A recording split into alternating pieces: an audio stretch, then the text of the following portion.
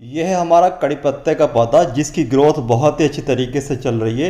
आमतौर से सर्दी के मौसम में कड़ी पत्ते का पौधा डोरमेंसी में चला जाता है, पतझड़ करने लगता है।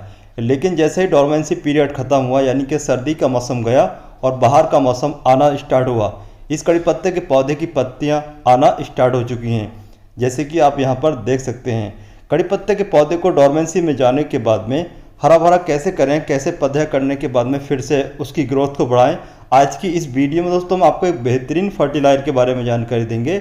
इसके अलावा कड़ी पत्ते के पौधे के और दूसरी ज़रूरी बातों के बारे में भी आपको बताएंगे। तो अगर आप चाहते हैं कड़ी पत्ते के पौधे को हेल्थी देखना, कड़ी पत्ते के पौधे की ग्रोथ को अच्छे तरीके से बढ़ाना, तो आज की इस वीडियो को आप कंप्लीट देखें। वीडियो को आप बीच बीच में से बिल्कुल स्किप ना करें। इसके अलावा अगर आप हमारी ये वीडियो फेसबुक पर देख रहे हैं तो हमारे पेज को लाइक, अगर यूट्यूब पर देख रहे हैं तो हमसे जुड़ने के लिए हमारे चैनल को सब्सक्राइब ज़रूर कर लें।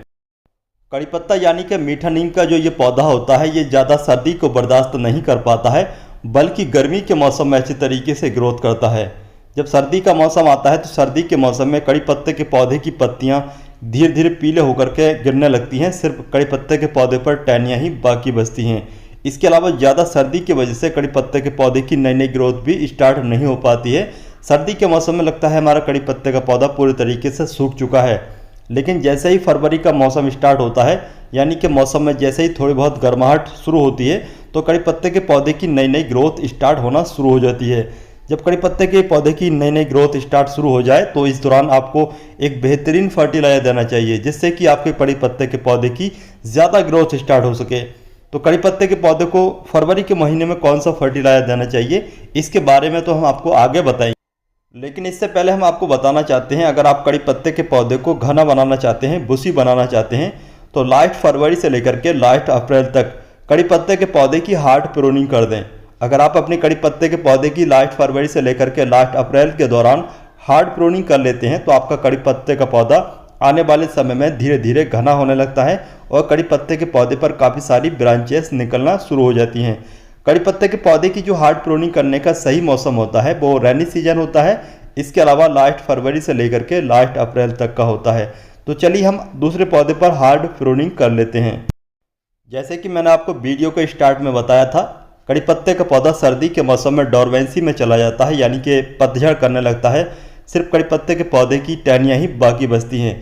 तो इस कड़ी पत्ते के पौधे पर भी सिर्फ टहनियाँ ही बाकी बची हैं, लेकिन जो टहनियाँ हैं उनके टॉप के एरिए से नई नई ग्रोथ स्टार्ट होना शुरू हो चुकी है। क्योंकि अभी फरवरी का 15 तारीख है और फरवरी की 15 तारीख में जैसे कि आप देख सकते हैं कड़ी पत्ते के टॉप के एरिया से थोड़ा थोड़ा ग्रोथ स्टार्ट होना शुरू हो चुकी है।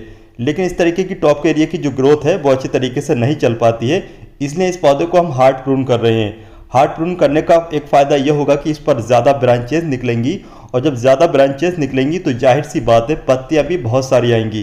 तो धीरे धीरे हमारा कड़ी पत्ते का पौधा घना हो जाएगा। कड़ी पत्ते के पौधे की हार्ड प्रूनिंग करने के बाद में अच्छे तरीके से पौधे की मिट्टी की गुड़ाई करने के बाद में फर्टिलाइजर ऐड करना चाहिए। कौन सा फर्टिलाइजर ऐड करना चाहिए इसके बारे में चलिए आगे देखते हैं।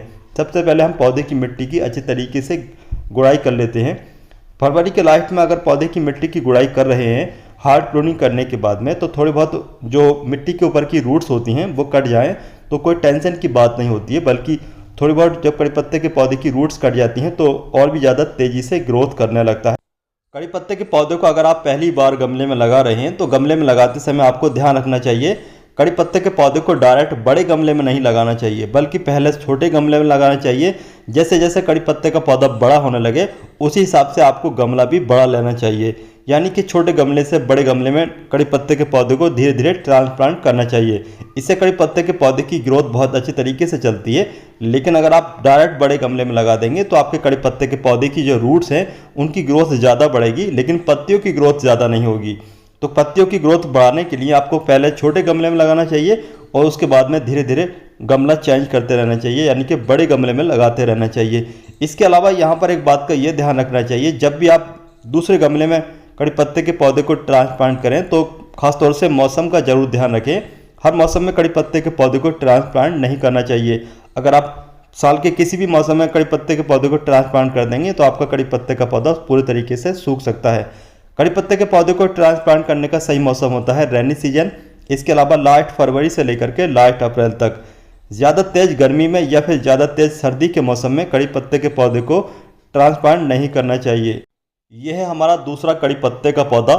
इस कड़ी पत्ते के पौधे को हमने रैनी सीजन में हार्ड प्रूनिंग किया था और ये पौधा सिर्फ लंबाई में बढ़ रहा था। लंबाई में बढ़ने की वजह से ये पौधा देखने में काफ़ी बुरा लग रहा था। इस पर सिर्फ एक ही ब्रांच थी, तो हमने इस ब्रांच को यहाँ से कट कर दिया था और कट करने के बाद में जैसे कि आप देख सकते हैं इस पर 3 साइड ब्रांचेस निकलना शुरू हो चुकी हैं।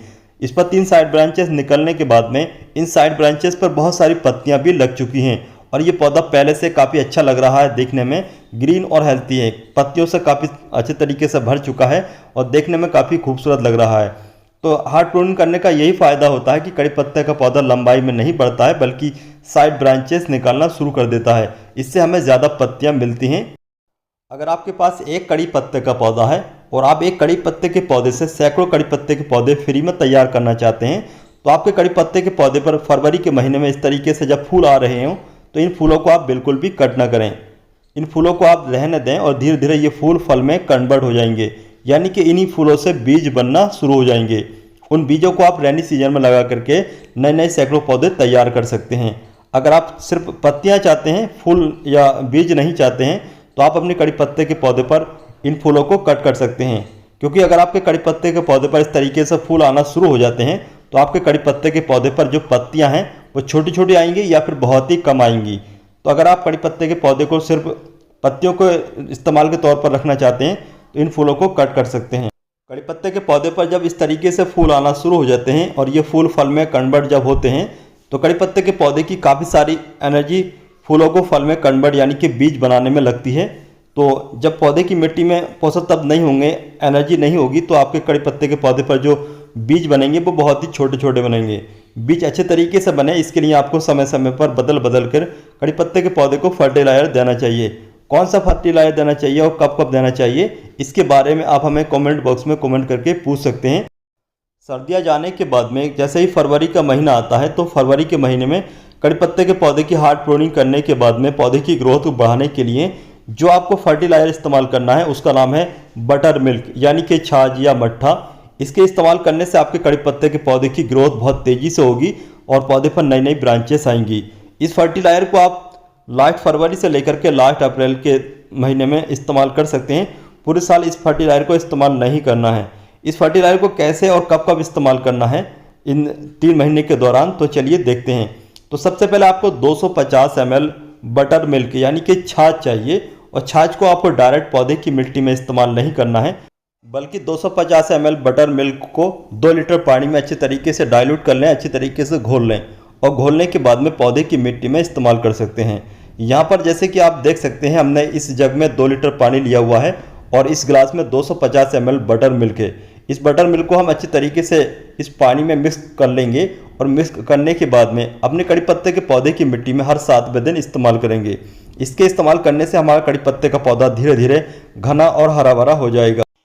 कड़ी पत्ते के फूलों से बीज बनने के बाद और उन बीजों से नए नए पौधे तैयार करने के बाद पूरी अपडेट के साथ इसके बारे में वीडियो अगर आप चाहते हैं तो इसके बारे में हमें आप कमेंट बॉक्स में कमेंट करके ज़रूर बताएं। हम पूरी अपडेट के साथ वीडियो अपलोड कर देंगे। तो दोस्तों आज की इस वीडियो की ये जानकारी आपको कैसे लगी, इसके बारे में आप हमें कमेंट बॉक्स में कमेंट करके ज़रूर बताइए। अगर आपको ये वीडियो पसंद आती है तो आप इस वीडियो को अपने दोस्तों या फिर रिश्तेदारों के साथ शेयर ज़रूर करें, जिससे कि इस वीडियो का फ़ायदा आपके दोस्तों या फिर रिश्तेदारों को भी हो सके। तो चलिए चलते हैं, फिर मिलते हैं इसी तरीके की नई नई वीडियो के साथ। तब तक के लिए बाय।